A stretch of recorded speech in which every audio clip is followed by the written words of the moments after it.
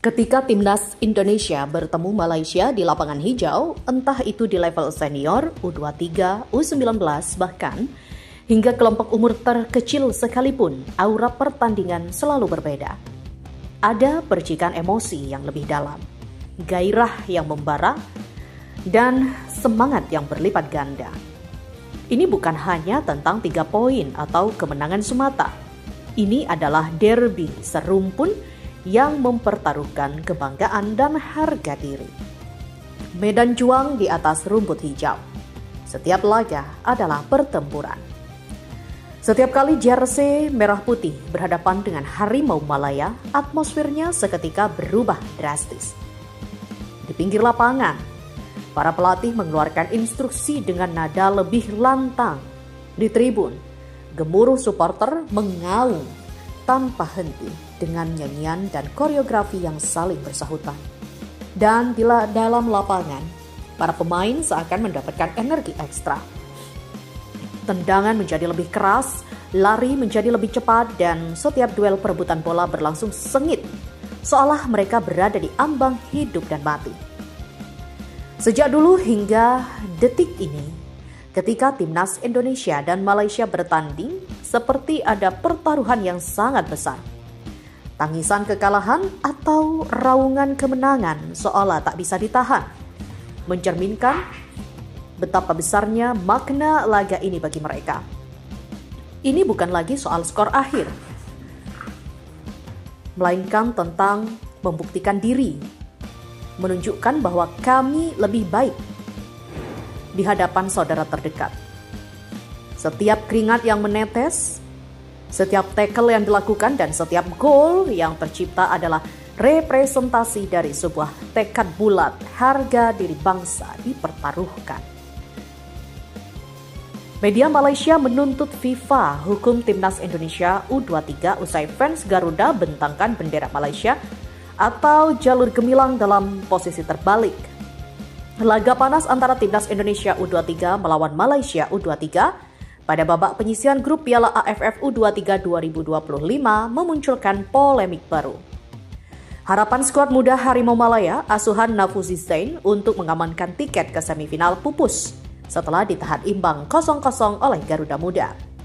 Namun, jalannya pertandingan yang berlangsung sengit justru tercoreng akibat insiden kontroversial dari tribun penonton.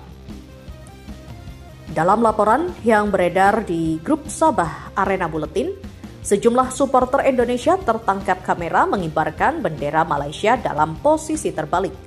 Aksi ini memicu kemarahan tidak hanya dari fans Malaysia tetapi juga memicu reaksi keras publik Indonesia.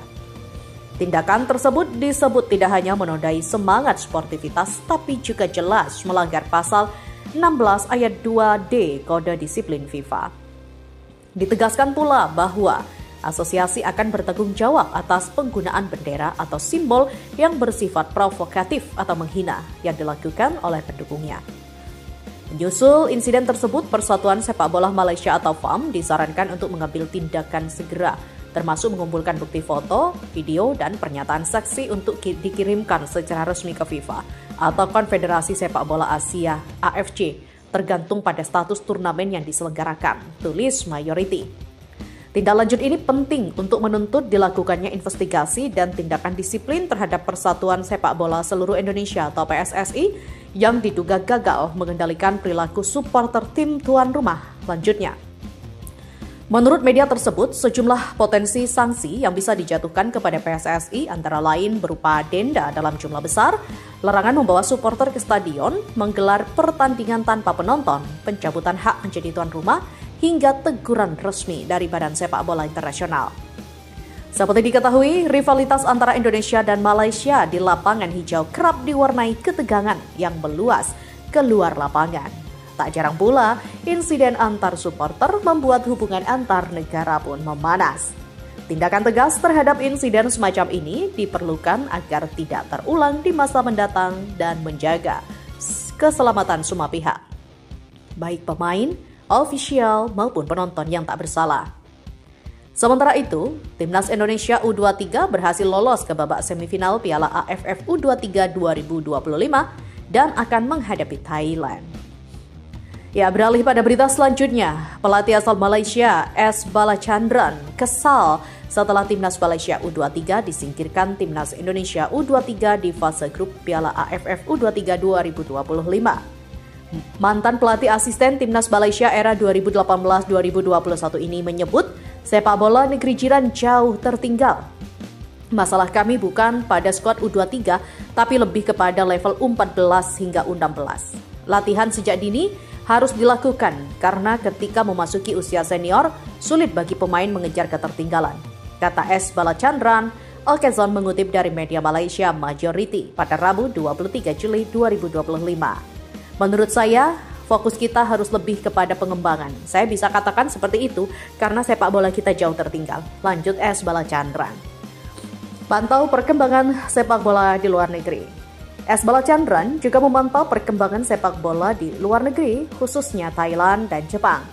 Ia melihat anak-anak di sana berlatih sepak bola pada pagi dan sore hari, sementara di Malaysia latihan hanya digelar sore hari. Saya pernah pergi ke Vietnam, Thailand, dan Jepang. Anak-anak usia 7-8 tahun berlatih pada pagi dan sore hari. Tapi di sini pemain hanya berlatih pada sore hari. Apakah itu cukup? Tanya, kata S. Balachandran. Pengembangan sepak bola akar rumput merupakan tugas berat dan membutuhkan proses panjang. Tidak ada jalan pintas, lanjutnya. Di saat prestasi timnas Malaysia senior mulai menggeliat berkat bantuan pemain naturalisasi, namun tidak dengan tim kelompok umur. Timnas Malaysia kelompok umur hancur lebur, bahkan di regional Asia Tenggara sekalipun.